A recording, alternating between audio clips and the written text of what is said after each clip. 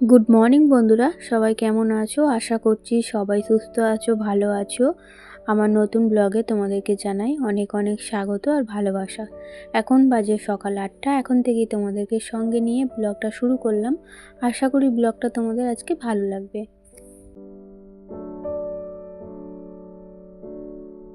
আজকে থেকে ঠান্ডাটা প্রচণ্ড পরিমাণে বেড়ে গেছে, তাই জন্য একদম জ্যাকেট গায়ে দিয়ে নিয়েছি। কারণ চাদর গায়ে দিয়ে তো কাজ করা যায় না সংসারে, তাই জ্যাকেটটাই পরে নিয়েছি। সকালে কিন্তু আমাদের চা খাওয়া হয়ে গেছে, আমার হাজব্যান্ড বেরিয়েও গেছে। তো এখন ওই চা খেয়ে আর ঘরের কাজে লাগলাম। এতক্ষণ তো ঘুম থেকে যেহেতু বেলাতে উঠেছি, তাই ঘরের কাজ সেইভাবে কিছুই হয়নি, এখন থেকেই শুরু করলাম। তো উঠেই আগে সবার প্রথমে ঘরটা ঝাড়ু দেওয়ার আগেই আদা রসুন পেঁয়াজ যেগুলো আনা হয়েছিল, তো ঢালা ছিল না, একদম সময় পাইনি, তাই জন্য আজকে আগে এইগুলো ঢেলে পরিষ্কার করে গুছিয়ে নিলাম। নিয়ে আর এখন এই যে দালানটা ঝাড়ু দিয়ে নেব। আর মেয়ের আজকে পরীক্ষা নেই, আবার কালকে আছে। তো মাঝখানে এরকম একটা দুটো করে গ্যাপ দিয়ে দিয়ে পরীক্ষাটা হচ্ছে, মানে সপ্তাহে দুটো দুটো করে ছুটি রাখছে, তারপরে পরীক্ষাটা হচ্ছে। তাই জন্য পরীক্ষাটা এত দূর টেনে নিয়ে গেছে, একদম 20 তারিখ পর্যন্ত ওদের পরীক্ষা হবে। তো ওর যতদিন না পরীক্ষা শেষ হচ্ছে, তো আমার টেনশানও শেষ হবে না। জানি না এবারে পরীক্ষাটা কি করবে। তো সেইভাবে তো পড়াশোনাও করাই হয়নি, মানে পুজো থেকে তো ওর পড়াশোনার খুব গাফিলতি হচ্ছিল, একদম ভালোভাবে পড়াশোনাটা ঠিকঠাকভাবে হয়নি। পুজোর পর থেকে ছুটি ছুটি করে পড়া ঠিকঠাকভাবে হচ্ছিল না। তো জানি না পরীক্ষাটা কীরকম কী দিচ্ছে না দিচ্ছে, না রেজাল্ট না বেরোলে বুঝতেও পারবো না। আর এবারে তো খাতা দেবে না, একবারে রেজাল্ট দিয়ে দেবে। তো শেষের পরীক্ষাটায় খাতা দেখায় না, একবারে রেজাল্ট দেয়। তো আগের যে দুটো পরীক্ষাটা হয়েছিল সেগুলোতে খাতা দেখানো হয়, তারপরে রেজাল্ট দেওয়া হয়। যাই হোক, এখন ঘর দালান সব পরিষ্কার করে ঝাড়ু দিয়ে নিলাম। নিয়ে আর এই যে দেখো এত নোংরা বেরিয়েছে। প্রতিদিন কিন্তু দুবার করে ঘর ঝাড়ু দেওয়ার পরেও কিন্তু এত নোংরা বেরোয়। তো তাই সকালে এই ঘরটা যে মুছবো, মোছার পর বেশ কিছুক্ষণ ভালো লাগে, ঘরটা পরিষ্কার পরিচ্ছন্ন হয়ে থাকে, বেশ ভালো লাগে। তারপরেই কিছুক্ষণ মানে দুপুরটা কাটবে, তারপরে আবার সেই ধুলো ধুলো হয়ে যায়। আর শীতকালে তো আরও বেশি ধুলো ধুলো হয়।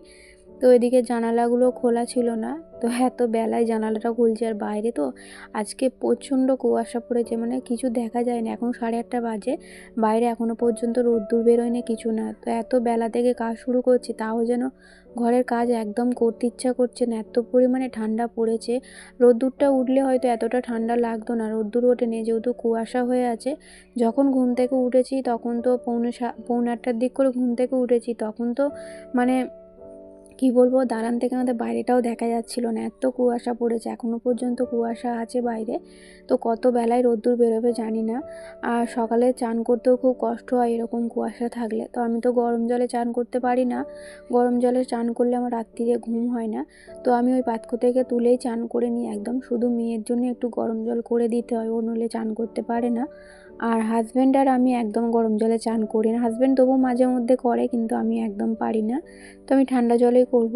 আর এত ঠান্ডায় চান করব কী করে, ওটাই ভাবছি। তো আজকে রান্নাবান্নাটা একটু লেটেই বসাবো, তো আগে চান করে নেবো ভাবছি। এখন জানি না কি হবে। তো ভাবছি যে ঘরের কাজকর্ম মিটে গেলে আগে চানটা করে নেবো। দেখি যদি না বেলা হয়, তাড়াতাড়ি যদি ঘরের কাজকর্ম হয়ে যায়, তাহলে চানটা করে পুজো করেই রান্নাটা বসাবার। দেখো তোমার দেখতে পেলে তো, দেখালাম জানালাটা খোলার পর একদম ধোঁয়া ধোঁয়া হয়ে আছে বাইরেটা। তো এখন ওই 9টা 9:30 মতো বাজে, এখন এরকমই হয়ে আছে। মেয়ে ঘুম থেকে উঠলো, তো 9টায় ওঠে, তো আজকে 9:30টায় উঠলো। এরকম মানে যেদিন ছুটি থাকে সেদিন একটু বেলা পর্যন্তই ঘুমোয়।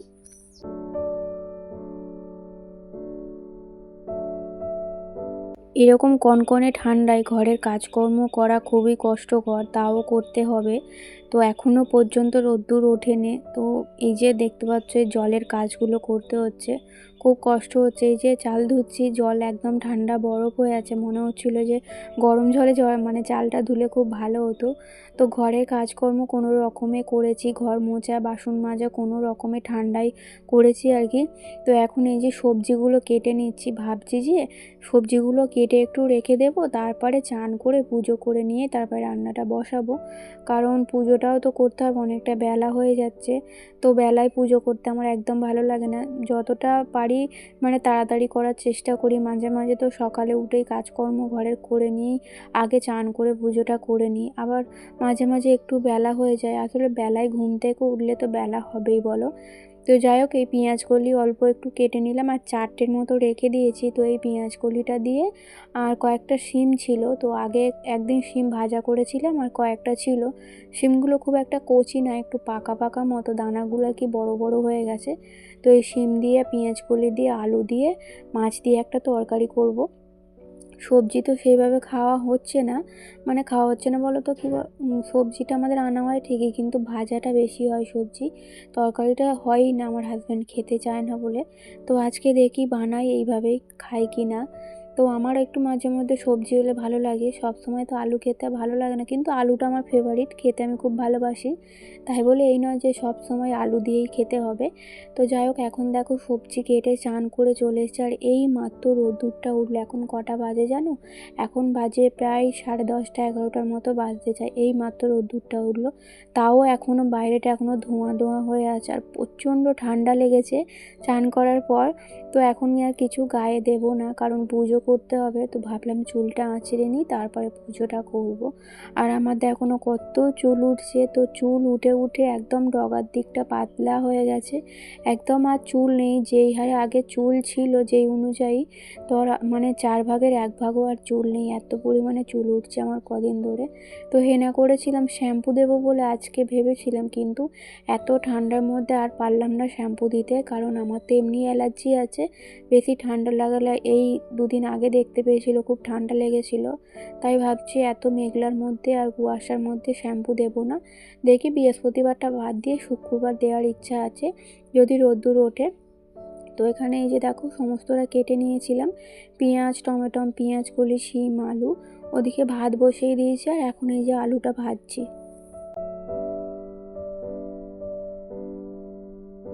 এইভাবে তরকারি বানালে আমার মেয়ে আবার খেতে চায় না, শুধু আলু দিয়ে মাছ দিয়ে তরকারি করে দিলে আমার মেয়ে খেতে খুব ভালোবাসে।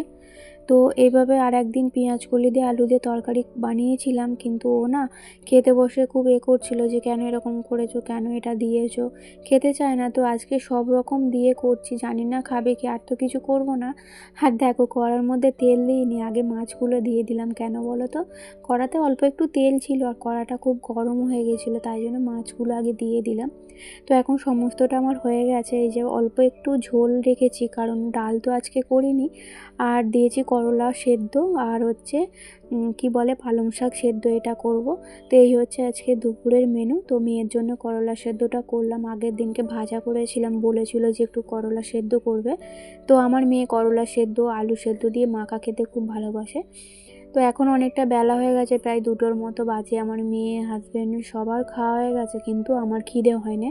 তো পুজো করে উঠতে উঠতে অনেকটা বেলা হয়ে গেছিলো, তারপর একটু টিফিন করেছিলাম, টিফিন করার পর খিদে হচ্ছিল না, তাই জন্য এতটা বেলা করে আমি একাই খাচ্ছি। একা খেতে ভালো লাগে না, কিন্তু হাজব্যান্ডের যেহেতু কাজ আছে, তাই তাড়াতাড়ি খেয়ে চলে গেল, আমার একা একা খেতে ইচ্ছা করছিল না।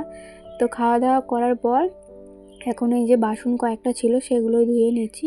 আর শীতকালে কি বলো তো বন্ধুরা, 3টে, 3:30, 4টে বাজবে, তারপরে আর মানে উঠোনটাতে আর একটু কোথাও রোদ্দুর থাকে না।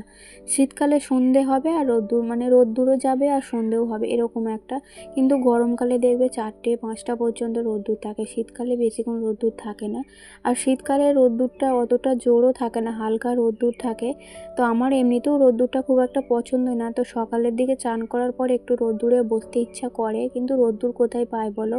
তো আমার উঠোনটা যেহেতু রোদ্দুর লাগে, কিন্তু আজকে যেহেতু কুয়াশা ছিল, আমি যখন চান করেছিলাম সেই সবে রোদ্দুরটা বেরোচ্ছিল। পুজো করবো বলে আর রোদ্দুরে বসা হয় না, যখন শ্যাম্পু করি তখন একটু আধটু রোদ্দুরে বসি চুলটা শুকানোর জন্যে।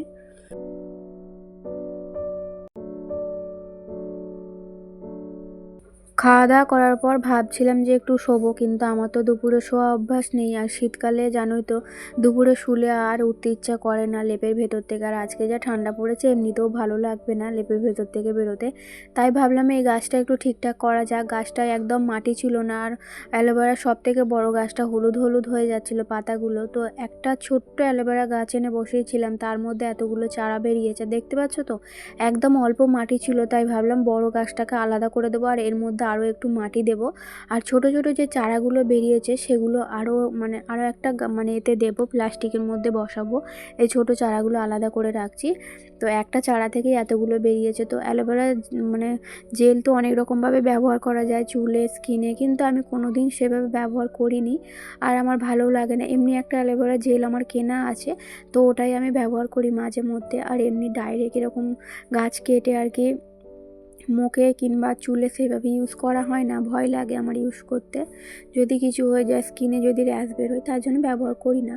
তো এমনি এগুলো আর কি যত্ন করে বাড়াচ্ছি, বেশ ভালো লাগে দেখতে ঘরের মধ্যে থাকলে। আর তার সঙ্গে আমার মেয়েও বসে পড়েছে, ওকে বলছি পড়তে বসো, বলছে আমার রিভাইজ দেওয়া হয়ে গেছে, আমি আর বসবো না। তো দেখো এই গাছগুলো এখানটাতে এইভাবে সাজিয়ে রেখেছি, কয়েকটা গাছ। তো এই গাছের আমি নাম জানি না, তো অ্যালোভেরা গাছটা আর মানি প্ল্যান্টের গাছটার নাম জানি, বাকি গাছগুলোর কিন্তু আমি একটাও নাম জানি না। আর নাম জানি, খেয়াল নেই, ভুলে গেছি। আর এই গাঁদা গাছটা তো আমাদের সলপ থেকে এনে বসিয়েছিলাম, দুটো গাছ, তো দুটোর মধ্যে একটা বেঁচে ছিল, সেটাও আবার দেখছি পাতাগুলো হলুদ হয়ে গেছে।